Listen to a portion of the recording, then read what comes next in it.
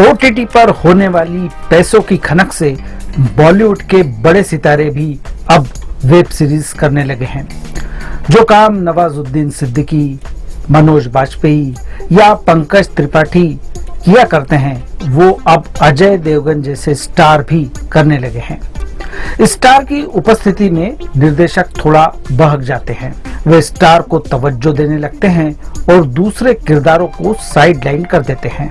यह बात अजय देवगन की series Rudra the edge of darkness में भी नजर आती है।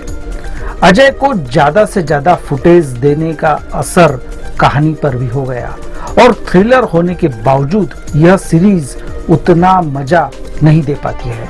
अजय देवगन ने फिल्मों में इस तरह के किरदार निभाए हैं, लेकिन वहां लार्जर देन लाइफ का टच होता है। यहाँ पर वे सामान्य हैं और इस अंदाज में उन्हें देखना दिलचस्प है। डीसीपी रुद्रवीर सिंह को बेहद काबिल ऑफिसर माना जाता है, जो बड़े बड़े केस तुरंत सुलझा देता है, लेकिन वह गुस्सैल भी है। ऑफिस में टेबल पलट देता है और शीशा भी फोड़ देता है। केस सुलझाने में नियम तोड़ने से भी उसे कोई परेशानी नहीं है। पत्नी शैला से संबंध ठीक नहीं है और शैला की जिंदगी में राजीव नामक एक व्यक्ति की एंट्री हो चुकी है।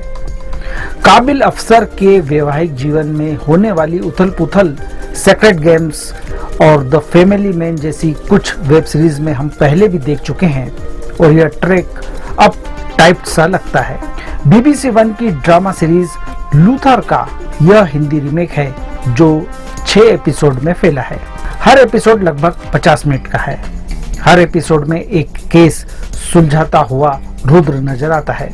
पहले एपिसोड में आलिया चोकसी के माता पिता और कुत्ते की हत्या हो जाती है। रुद्र का पूरा शक आलिया पर है, लेकिन अपने आप को जीनियस कहलाना पसंद करने वाली आलिया सबूतों के अभाव में बच निकलती है। यही एक अनसुलझा केस रह जाता है।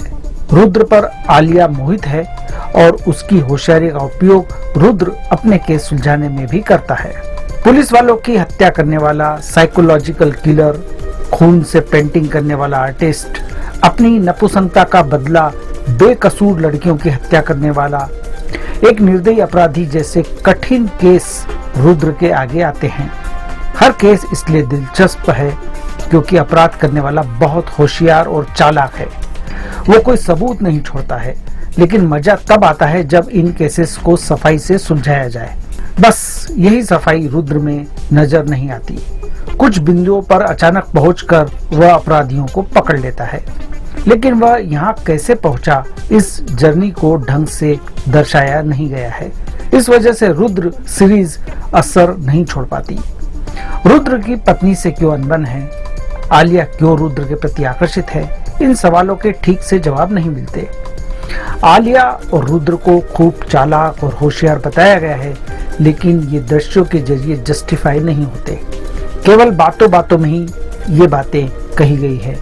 आलिया जिस पेशेवर तरीके से अपने काम को अंजाम देती है, वो विश्वसनीय नहीं है। संभव है कि उसके किरदार के बारे में और जानकारी दूसरे सीजन में दी जाएगी।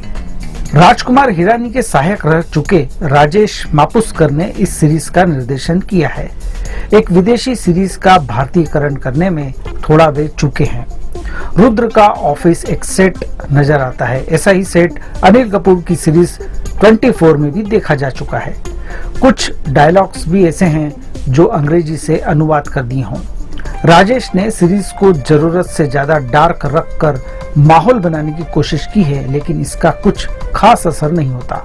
वे फिनिशिंग टच देने में कई जगह चुके हैं। सुलगती आंखें लिए अजय देवगन ने एक जैसे एक्सप्रेशन रखे हैं।